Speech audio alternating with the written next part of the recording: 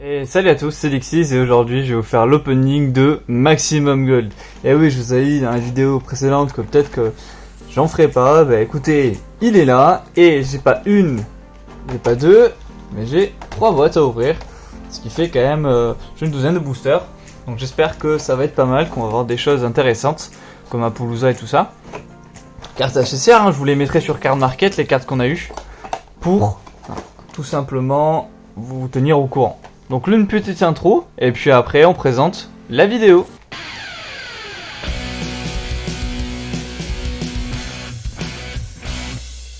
Allez, c'est parti, du coup, hop, donc, bah franchement c'est pas dégueu, c'est une jolie petite boîte en plastique hein, qui brille, il n'y a pas vraiment autre chose à dire.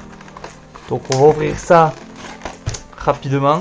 Je vais ouvrir la première avec vous. Et puis après les autres, je vais sûrement les time-lapser.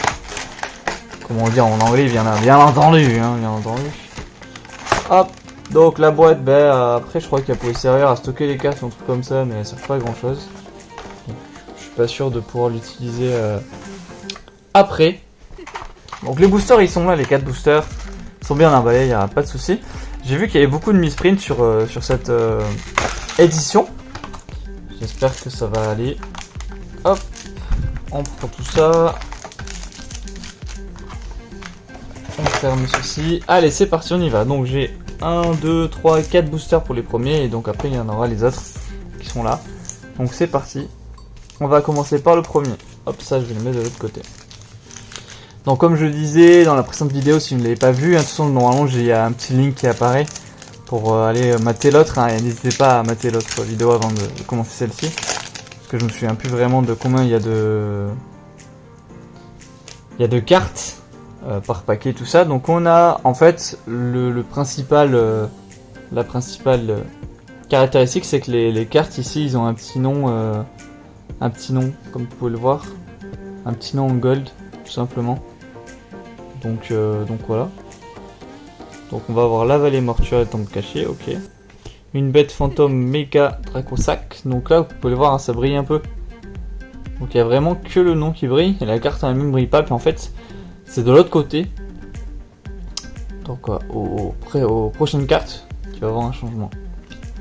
Donc la statue barrière des abysses. Les statues barrières sont cool parce que ça vous permet en fait de pouvoir invoquer que des monstres spécialement ténèbres ici par exemple.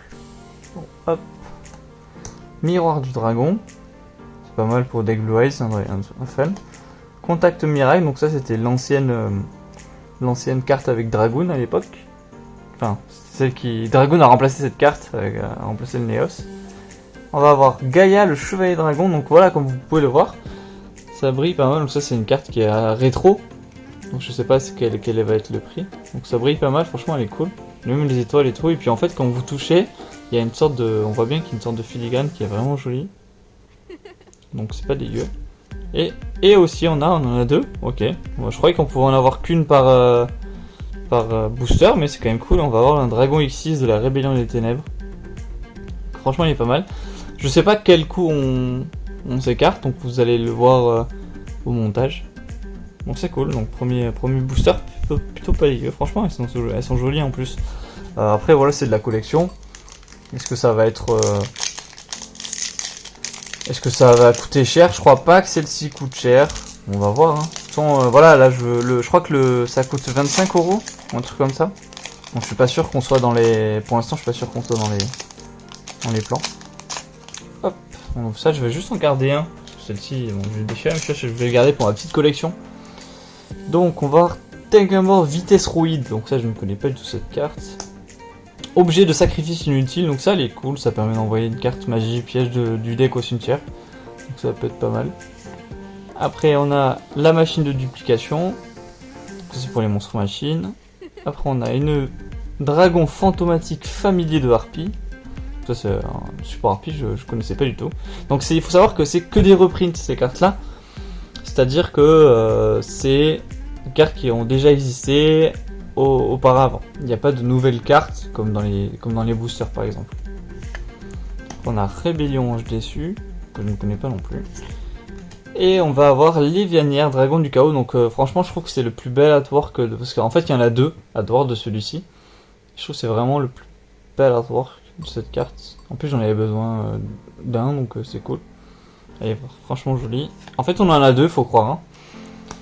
Et après, on a le Cyber Dragon Infini qui est super joli. J'en ai déjà un aussi, mais il est vraiment, vraiment beau. Cette carte est vraiment très belle. On n'a pas de misprint, donc c'est super cool. Enfin, je ne crois pas. Elle est vraiment belle. Tac. Donc on a deux Xyz, un monstre à effet et hop, un monstre fusion. Allez, on va ouvrir du coup le troisième. Bon, en tout cas, merci hein, de follow mes vidéos, de liker tout ça, c'est super cool.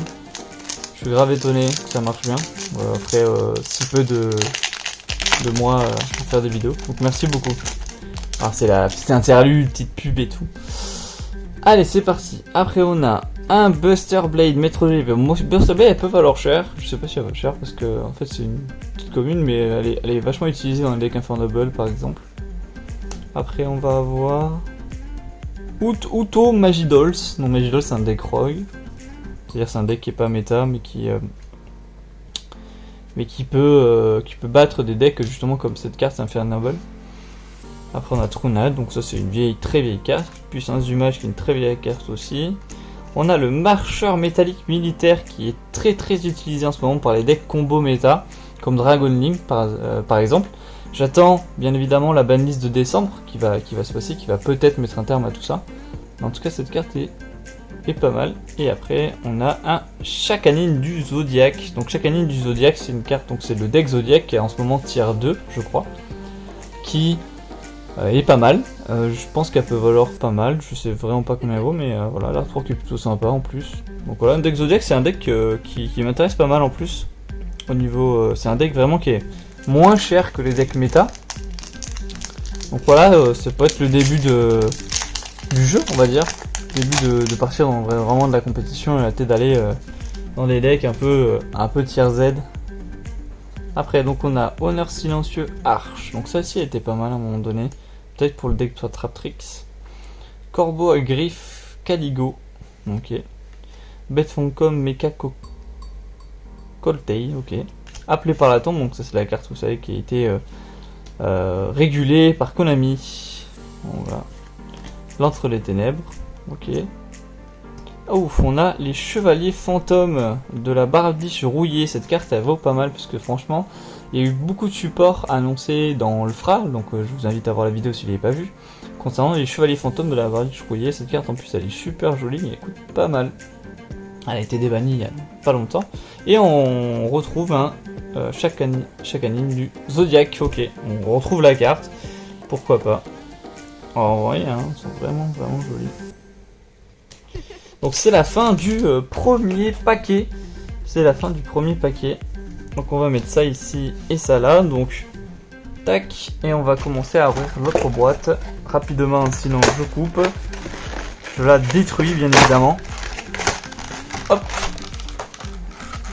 Et on ouvre du coup les 4 autres boosters. C'est cool en vrai. Parce que là c'est le confinement et tout ça. Et donc je suis allé faire le click and collect dans ma ville qui se présente grâce à une des deux boutiques de Toulouse. Donc franchement merci à eux, je continue à bosser malgré ces temps difficiles. Alors, tac, on ouvre le premier booster de cette nouvelle boîte.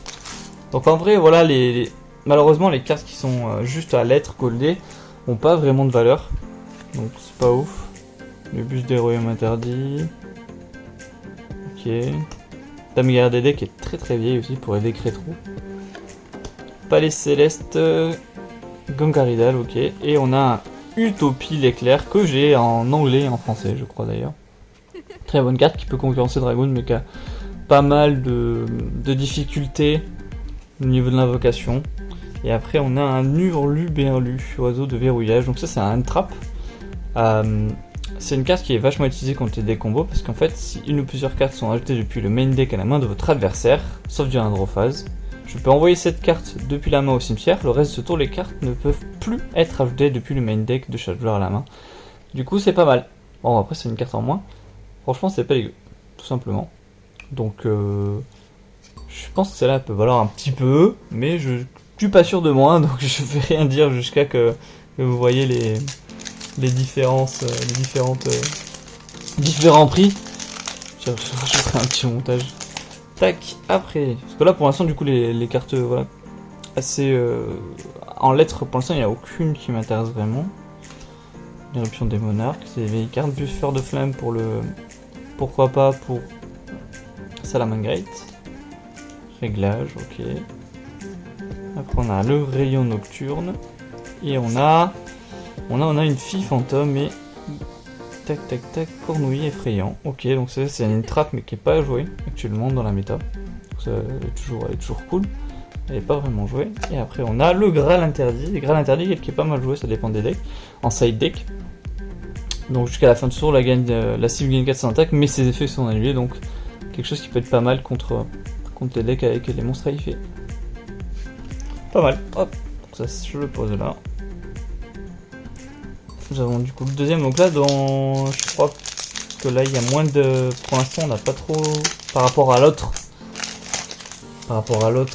jeu de cartes qu'on a eu. C'est pas non plus le top du top. Alors on a un numéro 107 qui a été réédité 3 fois je crois, en quelques mois. Donc je suis pas sûr qu'il vaut son pesant. Je sais que lui je l'avais acheté pas mal. Balade partagée. Encore un Call Battlegrave. On a un Grave Fascinant Dragon du Monde Ténébreux qui est assez joli. Après, Crapaudique, pas mal. Et on va arriver du coup sur encore un trappe, le Faucheur Fantôme et Cerise Blanche. Pas mal, ok. Et la beauté du Manoir Hanté. Donc là on a les deux Entrap en fait là sur truc, on a on a 4 Entrap tout simplement. Ça montre à quel point le jeu a beaucoup de Entrap. On a 4 Entrap sur ça. Hop. Et du coup on arrive sur le dernier. Donc alors nous avons Tristan le Chevalier Noble, ok. Le Château Magildos, la Trône de Vallée Mortuaire, le Mec Chevalier d'Étoile du Matin, le Prince des Crânes Serviteurs, et on a Apollosa, Arc de la Déesse. Donc ça c'est ma carte préférée, je trouve vraiment l'artwork qui est super beau. Apollosa en plus qui est vachement utilisé dernièrement par les decks combo. Donc moi ça est super cool, je crois qu'elle coûte 10 € en ce moment, donc je vous mettrai le prix français. En tout cas je la trouve super jolie cette carte. Et après on a Cosmoville, ça je ne connais pas du tout. C'est un Magic Cosmo, donc ok, pourquoi pas, je ne sais pas du tout ce que c'est. Je pense que celle-là doit pas savoir son pesant de cacahuètes parce que je connais pas. Tac, donc ça c'est fait. Il nous reste, bon on a ouvert déjà 2 boîtes, il reste une boîte à ouvrir. Si je dis pas de bêtises, oui c'est ça. Hop, on va mettre ça ici. C'est parti. Alors, dernière boîte. Alors merci à tous de me suivre comme je vous disais tout à l'heure. N'hésitez pas à liker, à follow la vidéo, à partager à vos amis. Je crois qu'on va bientôt atteindre les 1000 vues sur le profil YouTube, donc c'est super cool. Je vous remercie vraiment beaucoup, surtout que j'ai pas montré ma tête encore, donc je sais que ça peut être difficile pour certaines personnes. Donc ne pas avoir la tête de son interlocuteur. Donc n'hésitez pas à laisser des commentaires, tout ça. Si à un moment donné je dis ça, n'hésitez pas à laisser un message en rapport avec les cartes, pourquoi pas, ça peut être cool. Pour dire que vous êtes assidu, ça serait sympa. Alors, le dernier, c'est parti, dernier booster de Maximum Gold. Hop. Je l'ai détruit le paquet, je vais pas détruire les cartes maintenant. On a pas eu de misprint pour l'instant, ça doit être pas si rare que ça. Alors, si ça doit être plus rare que ça. Hop, le point de feu qu'on a déjà eu, l'extra sacrifice inutile, contact ange déchu, encore une statue barrière, une autre statue barrière. On a la 7ème magie en plus, donc ça c'est pour les X6. Généralement c'est pour les numéros. Donc franchement elle est jolie. Après je crois pas qu'elle coûte la blinde. Et on a Lancea artefact, donc cette carte elle est vachement utilisée en side deck aussi. Si elle est détruite, elle permet de détruire une carte de l'adversaire. Donc franchement elle est assez jolie. Elle est cool. Ok, donc ça c'est ok, c'est sympa. Je crois pas que ça coûte vraiment plus que ça, mais c'est sympa. On arrive sur le deuxième booster. En fait, ce que je veux, entre guillemets, c'est soit une Infinite qui coûte 20 €, soit un Surnalish qui coûte 25 € actuellement.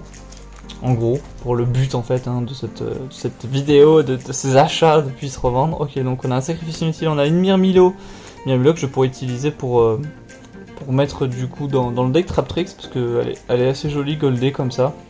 Je crois que j'en ai une en anglaise, donc pourquoi pas, ça je vais le garder à côté. Le mec chevalier étoile du matin, toujours un seigneur du monde dans la ténébreux. La statue barrière du torrent, donc ça c'est pour l'eau. Et après on a un guerrier chargeur de poussière d'étoile. Je ne connaissais pas cette carte poussière d'étoile, je crois que c'est un archétype de 5D, donc c'est un synchro.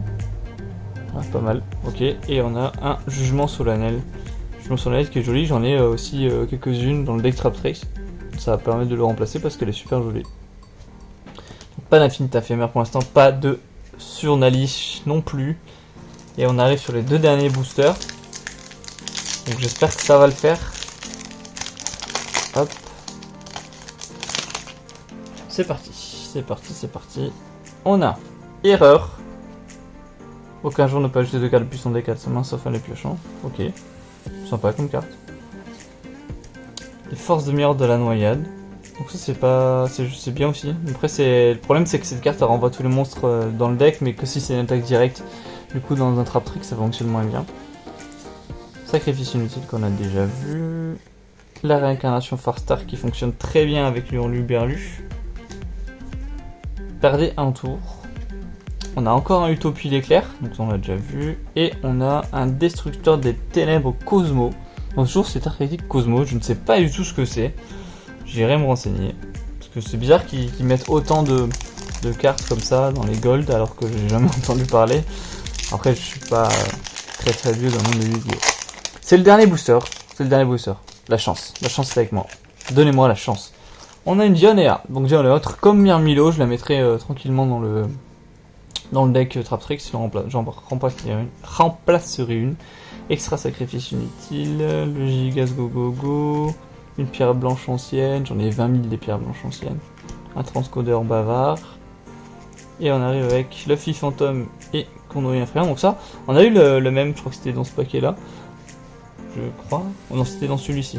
On a eu le même, mais c'était un artwork différent. Donc hop, je vais vous le montrer.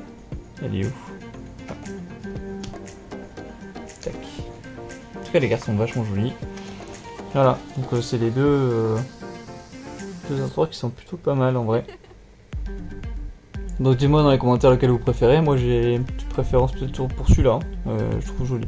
Voilà, avec le Wafov qui est sympa. Tac, donc ça, je mets ici, ça là. Et on a encore une faucheur fantôme de cerise blanche. Ok. Donc voilà, c'est la fin de cet opening. Donc on a eu quand même pas mal de jolies cartes. Néanmoins, donc franchement, je trouve les cartes super belles. Maintenant, on va falloir tout ranger. Donc merci à vous de m'avoir suivi. N'hésitez pas à liker, à commenter, à partager, à follow, tout ça sur Twitter. Merci à vous. Bye.